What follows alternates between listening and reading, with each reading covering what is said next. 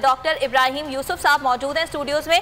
Doctor साहब, बहुत शुक्रिया आपके वक्त का। जैसा कि आपने भी इस वक्त रिपोर्ट में देखा कि किस तरह से आवाम मौजूद हैं वैक्सीनेशन सेंटर्स पर, कितना रश है, क्या कहेंगे आप? क्या ये सही तरीका है लोगों को वैक्सीनेट करने का?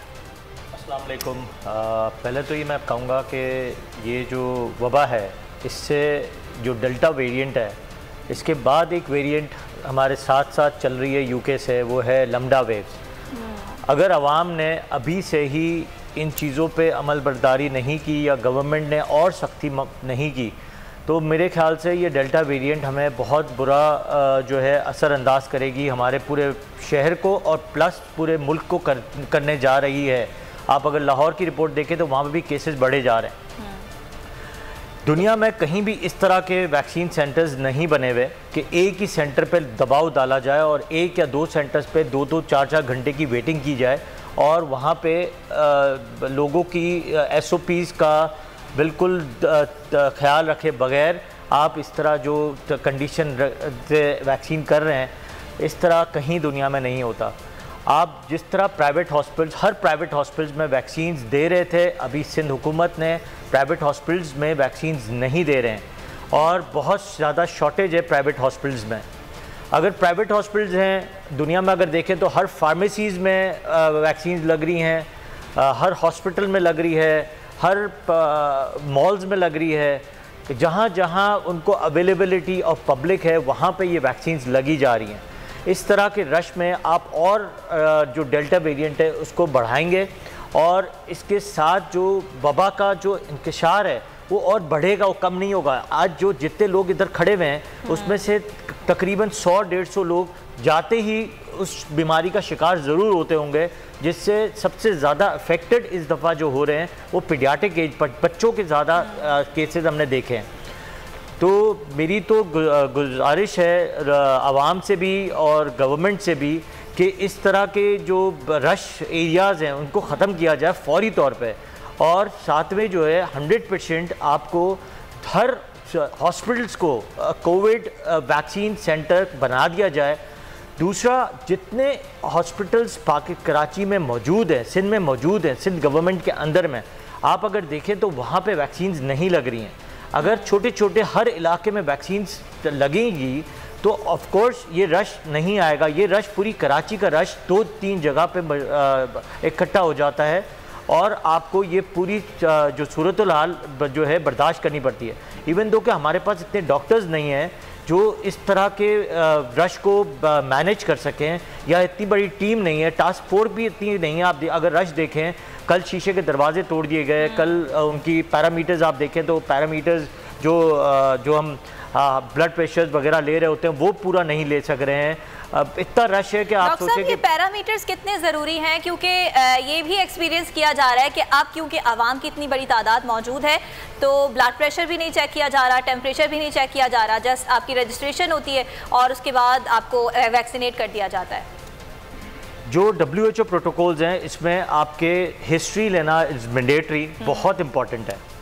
दूसरा, ब्लड प्रेशर्स लेना वेरी इंपॉर्टेंट, क्योंकि ये वैक्सीन्स के बहुत सारे साइड इफ़ेक्ट्स हैं। वैक्सीन के नहीं, हर वैक्सीन्स के, बच्चे से लेके अडल्ट तक के वैक्सीन्स के हर तरह के साइड इफ़ेक्ट्स मौजूद होते हैं, जिसमें फ़ीवर होना, हाई ग्रेड ब्लड प्रेशर का इंक्रीज या लोअर डाउन हो जाना।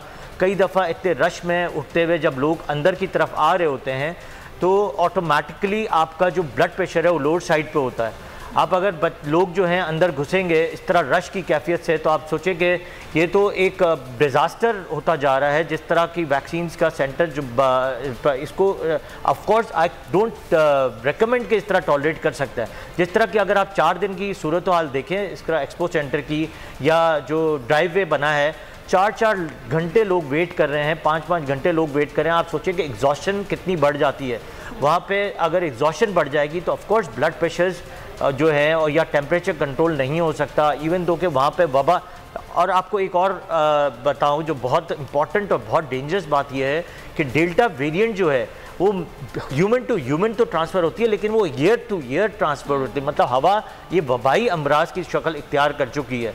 अगर आप इसको सूरत हाल को कंट्रोल नहीं करेंगे तो वबा ज़्यादा जानलेवा हो जाएगी और हमारे पास इतने हॉस्पिटल्स, इतने बेड्स, इतने ICUs, इतने वेंटिलेटर्स, इतनी मेडिसिन तक नहीं है कि हम उसको मैनेज कर सकें।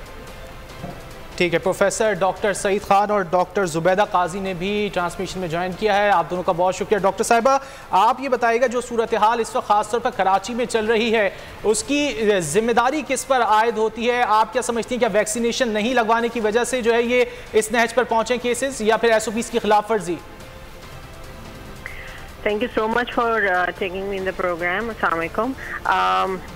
हम इतने दिनों से ये सारी बातें सुन रहे हैं सिंस कोविड स्टार्टेड। अब जब से वैक्सीनेशन स्टार्ट हुई है पूरी दुनिया में जो है वो इसके ऊपर एक बाकायदा प्रोटोकॉल के थ्रू जो है वो वैक्सीनेशन लगवाई जा रही हैं और प्रोटोकॉल्स पूरी डिफाइंड करके जो है वो लॉकडाउन करके और उनको खोला जा रहा है। मेरे ख्याल से जो हमारे सिनेरियो में प्रॉब्लम इस वक्त ये है कि हम दोनों चीज़ों को फॉलो नहीं कर रहे हैं। ना तो हम प्रॉपर से वो फॉलो कर रहे हैं, ना हम वैक्सीनेशन की तरफ प्रॉपर जा रहे हैं। जो बिल्कुल अभी डॉक्टर साहब ने बात की कि इस तरह से वैक्सीनेशन पे आप इस वक्त जो आप दिखा भी रहे हैं बाकायदा जो हजूम है, ये खुद एक खिलाफ वर्जी है SOPs की। तो अगर हमें वैक्सीनेशन मैं आपको एक बात बताऊं कि this is the only thing which is available right now, जिसको हमें फॉलो करना बहुत इंपॉर्टेंट है, जिस तरह से पूरी दुनिया ने इसके ऊपर काबू पाया है, क्योंकि ये अवेलेबल है इस वक्त हमारे पास और इसी के थ्रू हम इस कोरोना से जो है वो टुवर्ड्स द रूटीन जा सकते हैं। तो वैक्सीनेशन के साथ हर्ड इम्यूनिटी जब तक हम डेवलप नहीं करेंगे हम कभी भी इस कोरोना से निजात नहीं पा पाएंगे। इम्पॉर्टेंट बात ये है कि ये चीज़ स्टडीज से, रिसर्चर से ओवरऑल वर्ल्ड में, क्योंकि बहुत ज़्यादा इस डेल्टा वेरिएंट का वो आया था और उन्होंने इस पर बहुत काम किया, तो उनके पेपर्स ये बताते हैं कि फर्स्ट डोज के बाद वो एफिकेसी रिवील नहीं होती। इट्स ओनली 35% ऑफ एफिकेसी जो एंटीबॉडीज जो हमारी डेवलप करती है, सिर्फ फर्स्ट डोज जो है वो इट्स नॉट सफिशिएंट।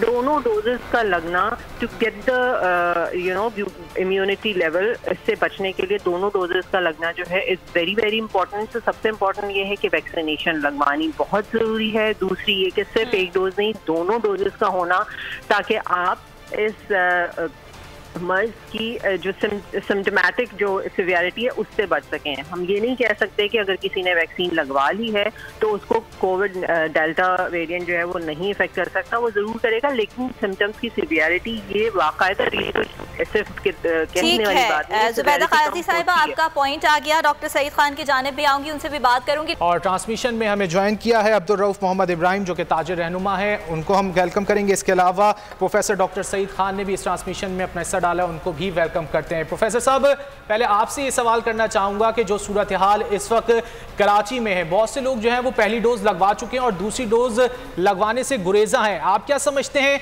अगर दूसरी डोज नहीं लगवाई जाती एक मखसूस पीरियड तक तो क्या उसका असर रहेगा फिर? जी अस्सलाम वालेकुम, बहुत बहुत शुक्रिया प्रोग्राम में इनवाइट करने का। दूसरी डोज बिल्कुल लाजमी है। अगर ये दूसरी डोज नहीं लगाते तो पहली डोज का कोई फ़ायदा उनको कंप्लीट नहीं होगा, तो दूसरी डोज बिल्कुल लाजमी है और वो तकरीबन 3 हफ्ते के बीच में उन्हें लगा सकते हैं। ज़्यादातर जो वैक्सीन है, कुछ वैक्सीन ऐसे जो बाद देर में भी लगा सकते हैं, लेकिन जो करंटली अवेलेबल वैक्सीन है उसमें तकरीबन 6 हफ्ते तक का टाइम है कि 6 हफ्ते के अंदर वो ये दूसरी डोज लगा सकते हैं। तो दूसरी डोज लाजमी लगानी चाहिए। अगर दूसरी डोज नहीं लगाएंगे तो हमने पहले भी प्रोग्राम में बताया था कि वैक्सीन का काम बिल्कुल ऐसा है जिस तरह फौजी ट्रेनिंग लेते हैं और ये ट्रेनिंग 2 डोजेस पे कंप्लीट हो जाती है। डॉक्टर साहब, अगर 6 हफ्ते तक दूसरी डोज नहीं लगवाई जाती तो फिर क्या दोबारा से पहली डोज ही लगवाना होगी? बिल्कुल ऐसा भी नहीं है कि अगर एक आध दिन आगे पीछे हो जाए तो बहुत ज़्यादा नुकसान नहीं है उसमें, बिल्कुल फिक्स नहीं है। लेकिन ये कि महीने का ज़्यादा गैप नहीं आना चाहिए, दिनों का अगर गैप आ जाए तो भी मुअस्सर रहेगी। दूसरी डोज तब भी लगाई जा सकती है, लेकिन बहुत ज़्यादा देर नहीं लगानी चाहिए। ठीक है, डोज के साथ साथ डॉक्टर इब्राहिम यूसुफ से बात करेंगे। ये जो बूस्टर के हवाले से बात की जा रही है, लेकिन उससे पहले अब्दुल रऊफ साहब, आपसे मैं बात करना चाहूँगी कि जिस तरह से सिंध हुकूमत ने पाबंदियाँ आयद कर दी हैं, मार्केट्स को बंद कर दिया गया है, यकीनन ताजिर जो हैं वो परेशानी का भी शिकार हैं, एहतजाज भी अपना रिकॉर्ड करवा रहे हैं, लेकिन हम ये देख रहे हैं कि ओवरऑल अगर सिचुएशन की बात की जाए तो जिम्मेदारी कोई भी लेने के लिए तैयार नहीं होता। हम जिस सेक्टर से बात करते हैं उनका यही कहना होता है कि हमारी वजह से कोरोना नहीं फैल रहा। देखें, ऐसा नहीं है, कोरोना तो है, ऐसा नहीं है कि ये वबा नहीं है। लेकिन इसका निपटने का हल एक ही है, लॉकडाउन नहीं है। पूरी दुनिया में लॉकडाउन को ख़त्म किया गया है और SOPs पे अमल करके कारोबार को खोला गया है। हमारे यहाँ अचानक ऐलान हो जाता है जी 31 तारीख को बंद, तो आप समझ लें कि 31 तारीख को तो तनख्वाहें भी नहीं दी जाती किसी को, और तनख्वाहों का पीरियड होता है 5 से 10, तो वो मुलाजमीन तनख्वाहों से भी रह गए। और जो रोज़ाना की बेस पे काम करने वाले लोग हैं, अगर आप हमारे साथ सर्वे करें तो उनके घरों में खाना तक नहीं है, यानी उनके 4-4 बच्चे बिलक रहे हैं कि खाना कहीं मुयस्सर आ जाए। और दूसरा, जो कराची में जो आबादी, तकरीबन आप समझ लें कराची की अपनी आबादी तो कम है, लेकिन जो बाहर से लोग रोज़गार के लिए आते हैं, कराची माँ है सबकी, कराची हब है, तो हर आदमी जिनको रोटी चाहिए वो होटलें भी बंद हैं। और दूसरा, वैक्सीन के लिए जब हम कोई जाना चाहता है गरीब, तो उसको तो रास्ते में रोक लिया जाता है, या हज़ारों की तादाद में लोग जमा हैं। ठीक है, और पॉइंट आप